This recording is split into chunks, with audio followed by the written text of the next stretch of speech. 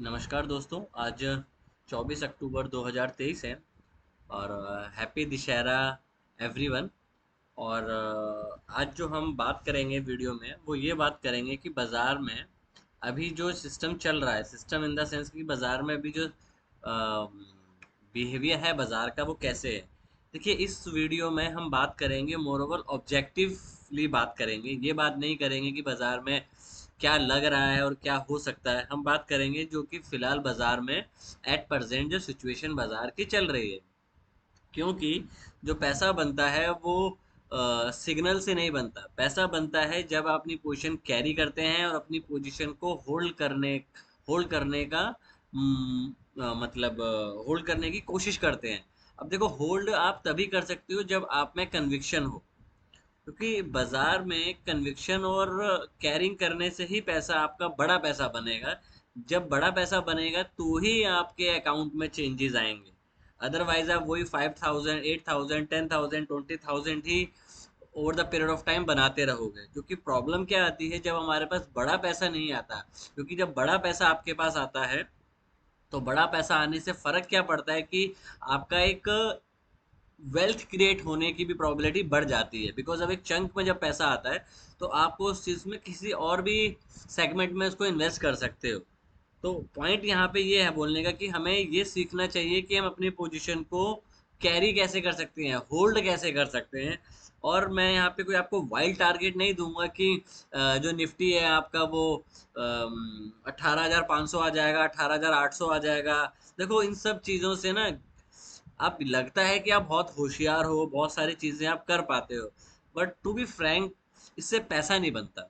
हमें basically trader को क्या चाहिए होता है? ट्रेडर को चाहिए होता है कि एंड ऑफ द डे या एंड ऑफ द वीक उसको एक अच्छा बिग अमाउंट उसके पास आए। अगर जाए भी तो इतना जाए कि वो उस चीज को डाइजेस्ट कर पाए।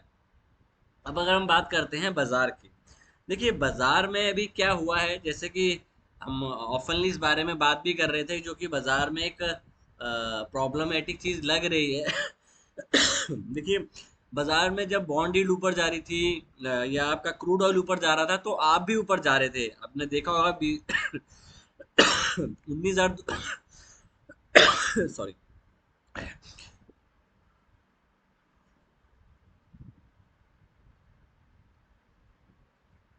आपने देखा होगा जब बाजार 19,200 के आसपास था तो वहां से बाजार में 1,000 पॉइंट की वन वे रैली आई। उस टाइम पे आपके क्रूड ऑयल ऊपर जा रहे थे, आपकी बॉन्ड यील्ड भी ऊपर जा रही थी। सॉरी, एक्चुअली ये मुझे कफ इसलिए हो रहा है क्योंकि दिल्ली की जो एयर है वो काफ़ी ज़्यादा पॉल्यूटेड हो गई है। तो मैं एक एलर्जेटिक हूँ, तो जिस वजह से ये प्रॉब्लम मेरे को इस ड्यूरेशन में काफ़ी ज़्यादा बढ़ जाती है। तो मैं अवॉइड करता हूँ बाहर निकलना और बाकी चीज़ें करना इस तरह में। तो प्लीज़ बियर विद मी। हम बात कर रहे थे बाजार में। अब हम ये समझते हैं कि बाजार में जो कल एक गिरावट आई है उसके कारण ना ढूंढे कि क्यों आई है। देखो, बाजार कारण अपने आप बना लोगे कारण। आप न्यूज़ देख लो, आपको 10 कारण मिल जाएंगे बाजार में। पर समस्या ये है कि क्या इस बाजार में इतनी मतलब इस गिरावट के बाद आपको फिलहाल बाय करना शुरू कर देना चाहिए या नहीं करना चाहिए। तो इस पॉइंट को समझने के लिए आपको कुछ पॉइंट्स क्लियर होने चाहिए कि हम गिर कहाँ से रहे हैं और किस बेसिस पे गिर रहे हैं और किस कारण की वजह से गिर रहे हैं।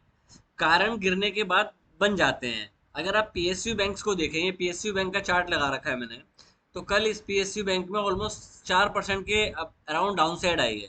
हमने बहुत बारी चीज ऑब्जर्व करी है, जब डाउन साइड के बाद एक बड़ी बिग बार बनती है तो वो कभी कभी एक प्रॉफिट बुकिंग बार भी होती है।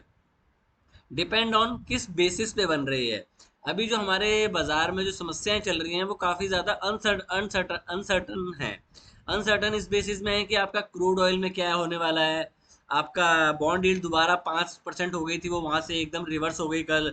यूएस बाजार जहां खुला था वहीं से पूरा रिकवर हो गया, नीचे से रिकवर हुआ और क्लोज सेम पॉइंट पे हो गया।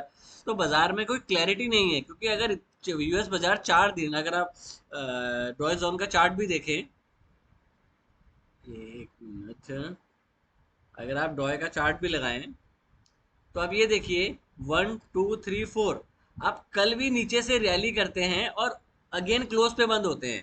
तो ये बोलना कि अब आप और गिर गए हो और नहीं गिर सकते। देखो, मार्केट जो है ना वो एक कंपाउंडिंग होती है, पर्टिकुलरली शेयर्स। कैसे? 10 रुपए का शेयर 100 रुपए हो सकता है, 100 रुपए का शेयर 1000 रुपए हो सकता है, वाई से वर्षा। 1000 रुपए का शेयर 500 हो सकता है, 500 से 100 हो सकता है, 100 से 1 रुपए रह सकता है। तो इस तरीके की बात ना करी जाए बाजार में, तो ज्यादा बेटर होता है कि और नहीं गिर सकता बाजार। अगर आप डेली टाइम फ्रेम पे देखें, वीकली में देखें या मंथली में देखें, हाँ डेली में आप बोल सकते हो कि एक जो ओवर स्ट्रेच बाजार डेली में बोल सकते हो, तो जिस वजह से आप हो सकता है छोटा मोटा एक अप साइड का मोमेंटम दे दो। बट मैं आपको स्ट्रिक्टली बोलूंगा कि आप बाय ना करें अभी सिचुएशन में, जब तक प्रीवियस डे के आप हाई के ऊपर बंद ना हो, या प्रीवियस डे के हाई के ऊपर और वहां पे कंसोलिडेशन करना ना शुरू कर दें। बिकॉज बाजार में अभी कोई ऐसी क्लैरिटी नहीं है कि आप बहुत ऊपर जाने वाले हो या बहुत नीचे आने वाले हो। बड़े डेज के बाद जो अगला ट्रेडिंग डेज होता है वो एक साइडवेज होता है या कंटिन्यूशन होता है। मैं इस बात को दोबारा रिपीट करता हूँ, जब बाजार एक बड़ा डाउन साइड या बड़ा अप साइड बनाता है, तो या तो नेक्स्ट डे ट्रेंड के साथ चलता है, ट्रेंड आपका डाउन है, बिकॉज आप 20 से काफी अच्छे दूरी पे ट्रेड कर रहे हो। दूसरा, या तो बाजार बीच में खुले कल और उसके बाद कोई ट्रेड नहीं बनेगा। अभी देखते हैं कि बाजार में हम क्या कर सकते हैं। बाजार में आप क्या कर सकते हैं कि अगर बाजार निफ्टी की बात करते हैं, पहले हम एक बार मंथली चार्ट ऑब्जर्व करते हैं सारे शेयर्स की, इंडाइसिस की। तो थोड़ा सा व्यू आपको समझाने में मेरे को आसानी होगी, मैं क्या सोच रहा हूँ फिलहाल बाजार के लिए। एक बार मैं इसको हाइड कर देता हूँ। अब देखिए, जो अगर आप मंथली चार्ट देखते हैं निफ्टी का,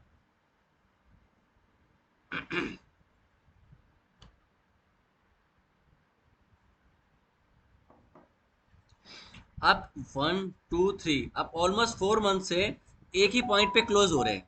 तो ये आपकी जो रेंज बनती है, ये बनती है 19,800 से 19,200। तो मोटी मोटी है 600 पॉइंट की आपकी रेंज है। मैं मंथली की बात कर रहा हूँ अभी।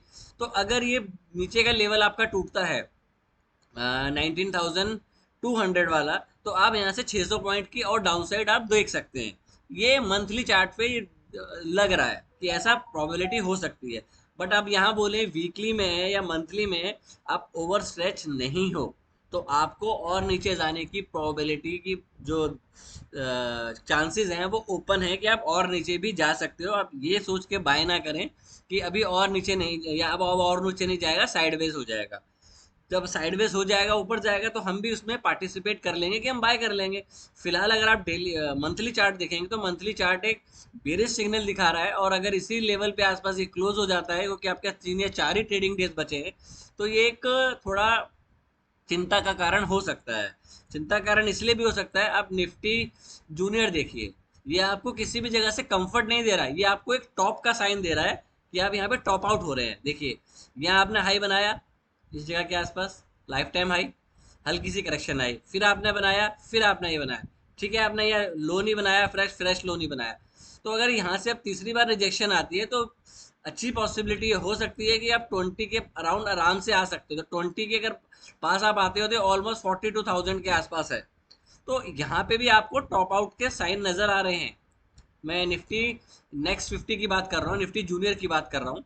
अगर आप उसके बाद देखेंगे अगला ऐड करते हैं, अब ये देखिए, मिड कैप में देखिए, आपको टॉप पे बेरिश सिग्नल बन रहा है, बेरिश बार बन रही है।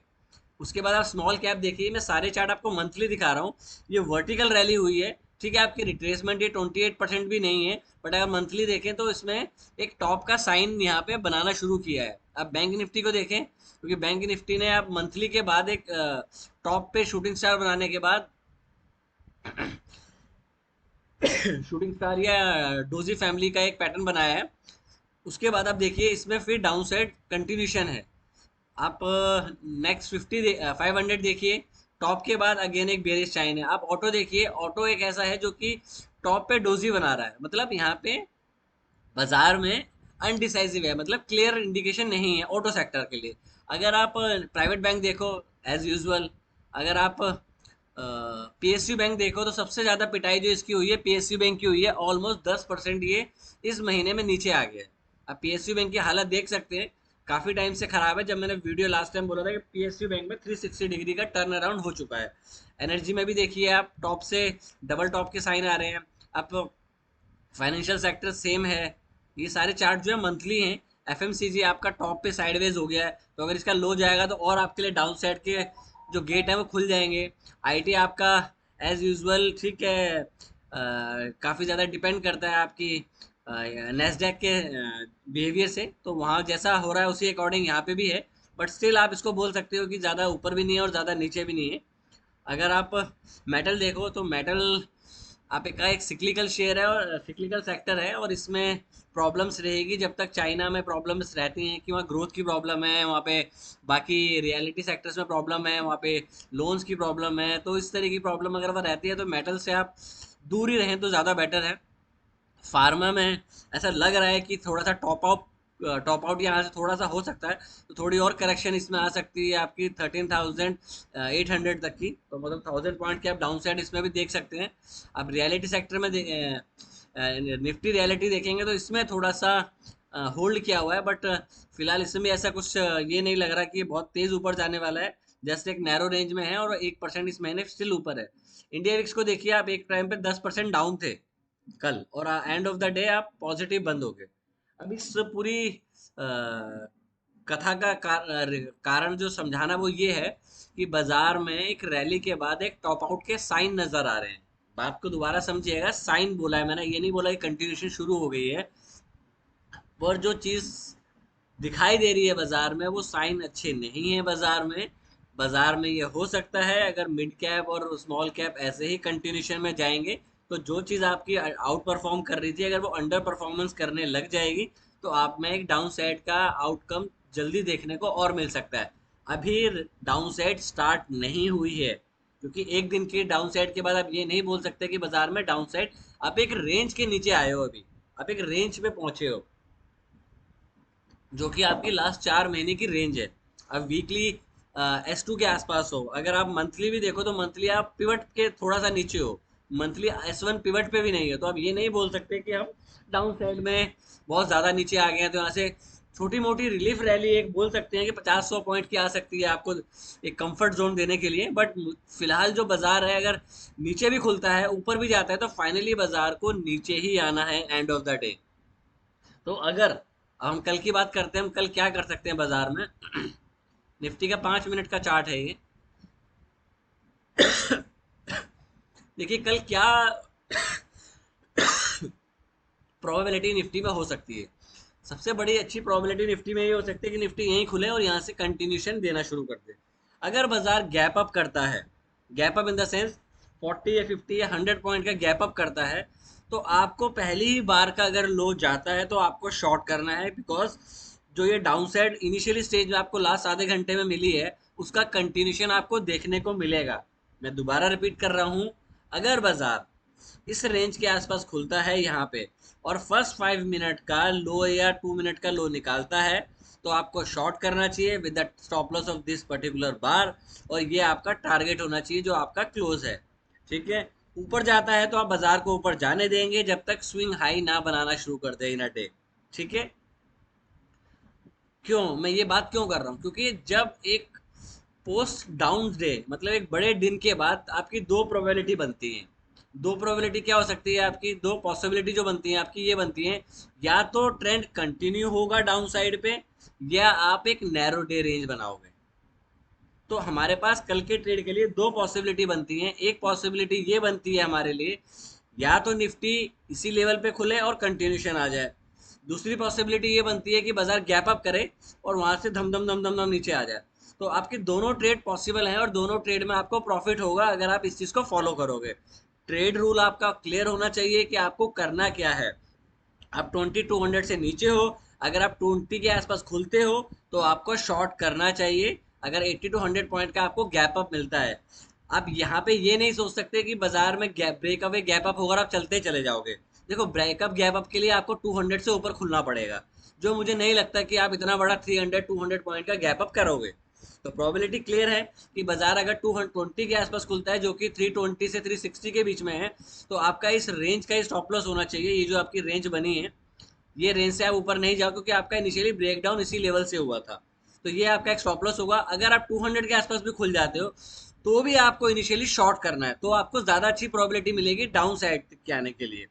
अगर मैं ये बात कर रहा हूँ क्योंकि मुझे नहीं लगता कि इतना बड़ा गैप अप हो जाएगा 200 पॉइंट का, इसलिए मैंने आपको एक रीजनेबल गैप अप बताया कि अगर रीजनेबल गैप अप होता है यहाँ के आसपास तो आपको बेचना है। बाजार नीचे ही जाएगा जो बाजार की कंडीशंस लग रही हैं। तो मेरा ट्रेड प्लान बिल्कुल क्लियर है, निफ्टी के लिए भी, इवन बैंक निफ्टी के लिए भी, कि सेल ऑन राइज की आप रणनीति बना के चले और बाजार में रैली पे बेचने की ही कोशिश करें, फिलहाल खरीदने की कोशिश ना करें। अभी अगर अभी लोगों को एहसास नहीं हुआ है कि बाजार गिरने की शुरुआत हुई है, ये गिरना स्टार्ट करेगा। अभी जस्ट एक रिएक्शन है छोटा सा कि आप ठीक है, एक 15 मिनट, 15 मिनट में, अभी तो ये दिमाग में है हम सबके कि इवन काफी जो टीवी एंकर्स हैं उनके सबके दिमाग में है कि ये एक्सपायरी फैक्टर है। देखिए, अगर एक्सपायरी फैक्टर है तो इस तरीके से एक्सपायरी फैक्टर नहीं जाता। ये पोजीशन कटवाई गई है यहाँ पे, ये पोजीशन काटी गई है, ये स्टॉप लॉसेस हैं बाजार में। तो इस तरीके के डेज आपको काफी बड़ा अमाउंट दे जाते हैं, जो कि कल हमें काफी अच्छा, एक बहुत काफी डिसेंट, अगर मैं बोलूँ तो मेरी ऑलमोस्ट मंथली एवरेज इनकम मैं निकालूँ तो मेरा ऑलमोस्ट 4 या 5 महीने की मेरी इनकम मेरी एक दिन में कल मैंने बना ली।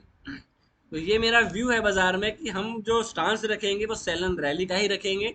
गैप अप होता है, माइनर गैप अप होता है इसी रेंज के आसपास, तो हम लो का टूटने का वेट करेंगे तभी शॉर्ट करेंगे, क्योंकि आपकी रेंज काफ़ी बड़ी है। तो आपको बड़े पॉइंट्स एक रेंज के अंदर मिल सकते हैं, रेंज के बीच में खुलते हैं बहुत ज़्यादा, तो अवॉइड करें ऊपर का ट्रेड लेना, क्योंकि ऊपर के बाद आपको कभी भी नीचे की डाउनसाइड सेलिंग मिल सकती है।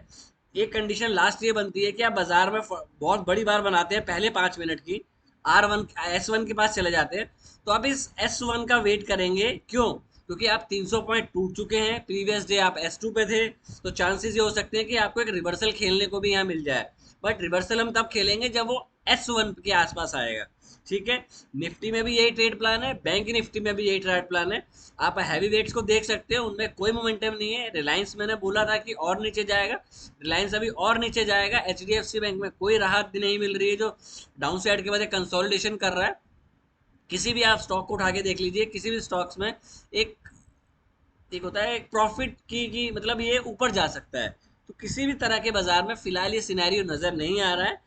और कोशिश ये करें कि बाजार में पोजीशन को कैरी करने की कोशिश करा करें। कैरी इन द सेंस कि मैं ये नहीं कह रहा आप ओवरनाइट कैरी करें, बिकॉज इस तरह की सिचुएशन ओवरनाइट कैरी नहीं करना चाहिए आपको। इन अ डे काफी अच्छे मोमेंटम मिल रहे हैं, तो अपने रूल के अकॉर्डिंग ट्रेड करें तो आप बड़ा अमाउंट राइड कर सकते हैं। जैसे मैंने लास्ट ट्रेड में कल ऑलमोस्ट 110 पॉइंट्स लिए, तो 110 पॉइंट्स कम नहीं होते इन पर्टिकुलरली निफ्टी में लेना, क्योंकि बैंक निफ्टी लास्ट में ही, और बैंक निफ्टी लास्ट में ही आपको मोमेंटम मिला है। बट आपको इससे क्लियर हो जाना चाहिए बाजार में कि ये 20 को रिस्पेक्ट कर रहा है। अगर कोई चीज़ बार बार 20 को रिस्पेक्ट कर रही है और आप 200 से नीचे ट्रेडिंग कर रहे हो, तो ऊपर की रैली, ऊपर का जो मोमेंटम है वो आपको जल्दी नहीं मिलेगा। फिलहाल यही है। Happy Dussehra again. और कोई भी ट्रेड लेने से पहले प्लीज़ अपने वित्तीय सलाहकार से ज़रूर सलाह करें। मेरा प्लान है कि मैं जल्दी लाइव ट्रेडिंग स्टार्ट करने वाला हूँ यूट्यूब पे, तो देखते हैं उसके लिए कुछ रिक्वायरमेंट क्या हो सकती हैं। और तो जल्दी मैं आपको बताऊंगा कि मैं कब लाइव ट्रेडिंग स्टार्ट करने वाला हूँ, जो कि आप मेरे साथ लाइव ट्रेडिंग जो भी मैं ट्रेड लेता हूँ आप उसको वहाँ पे एग्जीक्यूट कर सकते हैं। Thank you, take care, trade well.